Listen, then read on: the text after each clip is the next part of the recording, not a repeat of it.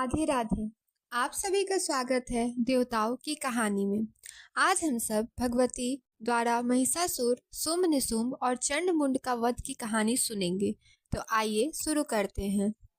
पूर्व काल में महिषासुर नामक एक दैत्य हुआ, जिसने देवताओं को जीतकर उन्हें स्वर्ग से निष्कासित कर दिया। तब पराजित देवता भगवान श्री विष्णु के पास गए। भगवान विष्णु के परामर्श से सभी देवताओं ने अपना अपना तेज प्रकट किया।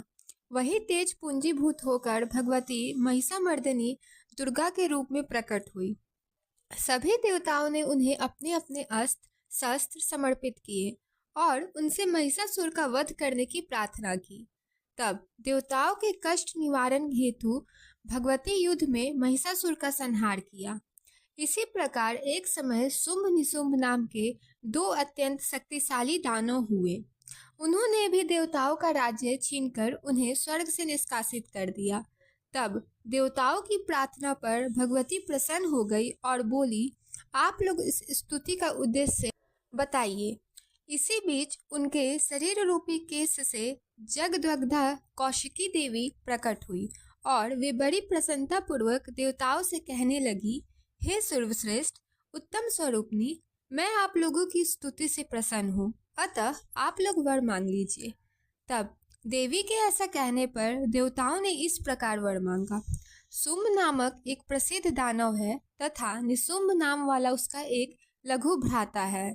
इस बलवान दैत्य ने अपने पराक्रम से तीनों लोकों को आतंकित कर रखा है। हे देवी, उसके वध का कोई उपाय सोचिए, क्योंकि हे भगवती, वह कुत्सित आत्मा वाला दानव शुंभ अपने बल से हमें अपमानित करके सदा पीड़ित करता रहता है। तब देवी बोली, हे देवताओं के शत्रु शुंभ तथा निशुंभ को मैं मार गिराऊंगी। आप लोग निश्चिंत रहिए, आप लोगों का कल्याण होगा। मैं आप लोगों के कंटक रूप दैत्य का विनाश अभी करती हूँ।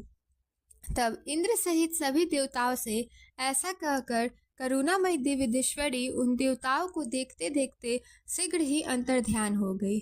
तत्पश्चात सभी देवता हर्षित होकर सुमेरु पर्वत की सुंदर कंदार में चले गए। इधर शुंभ निशुंभ के चंड मुंड नामक दो सेवकों ने उन देवी को देख लिया।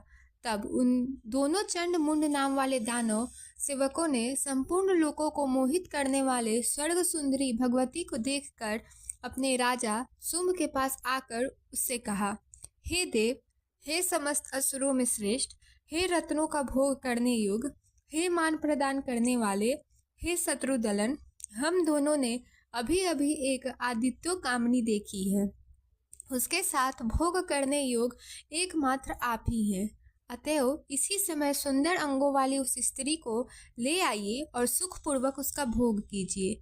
जैसी मनोहर वह स्त्री है, वैसी न कोई असुर नारी है, न गंधर्व नारी, न दानव नारी, न मानव नारी और न तो कोई देव नारी ही है। इस प्रकार अपने सेवक की बात सुनकर शत्रु के बल का मर्दन करने वाले शुंभ ने सुग्रीव नामक दानव को दूत के रूप में भेजा।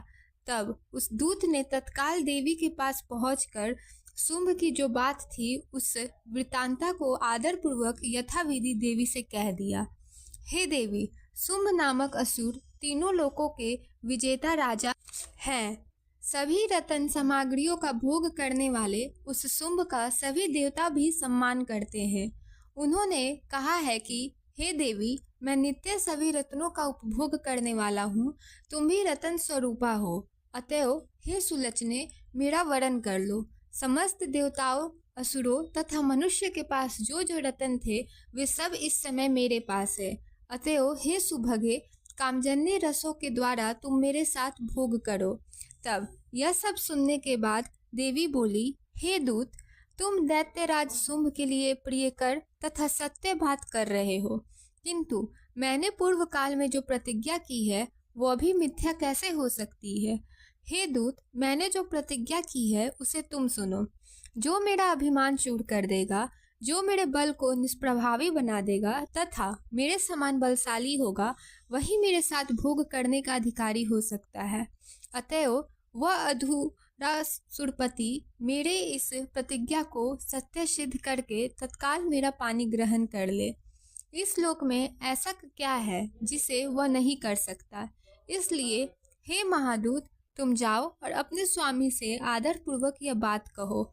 वह अत्यधिक बलवान शुंभ मेरी प्रतिज्ञा को अवश्य सत्य सिद्ध कर देगा। महादेवी का ये वचन सुनकर उस दानव दूत ने आरंभ से लेकर अंत तक देवी का वृतांत शुंभ से कह दिया। तब दूत की अप्रिय बात सुनकर महाबली दानवराज शुंभ अत्यधिक कोपित हो उठा। तत्पश्चात उस दानवपति बलशाली शुंभ ने ध्रुमाक्ष नामक दैत्य को आदेश दिया, हे ध्रुमाक्ष, सावधान होकर मेरी बात सुनो।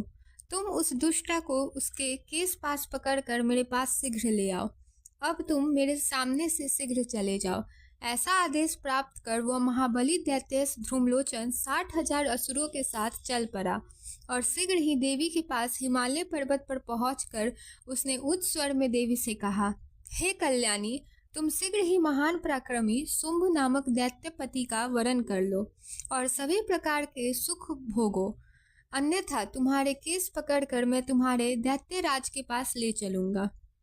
तब देवसूत्र दैत्य के ऐसा कहने पर उन भगवती ने कहा, हे महाबली दैत्य, यह जो तुम बोल रहे हो वह तो ठीक है, किंतु यह बताओ कि तुम्हारे राजा शुंभासुर तथा तुम मेरा क्या कर लोगे। देवी के ऐसा कहने पर वह दैत्य सेनापति ध्रुमाक्ष शस्त्र लेकर बड़ी तेजी से देवी की ओर दौड़ा, किंतु महेश्वरी ने अपने हुंकार मात्र से उसे तत्क्षण भस्म कर दिया। हे महापति, देवी का वाहन सिंह भी दैत्य सेनाओं को नष्ट करने लगा।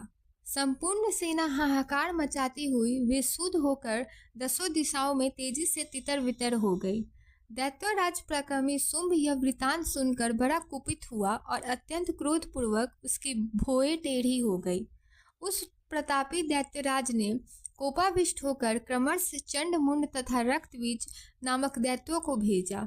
वे तीनों बलशाली और क्रूर दैत्य वहां जाकर बलपूर्वक देवी को पकड़ने का यत्न करने लगे। तब मंदोमंत होकर जगदम्बा शूल लेकर वेग पूर्वक उनकी ओर दौड़ी और उन्होंने उन्हें धाराशायी कर दिया। तब उन तीनों दैत्यों को सेना सहित मारा गया सुनकर दानवराज शुंभ और निशुंभ तेजी से वहां आ पहुंचे। देवी के साथ भयंकर युद्ध करने के अनंतर वे दोनों असुर उनके अधीन हो गए और अंत में उनके द्वारा मार डाले गए। तो बोलिए भगवती देवी की जय।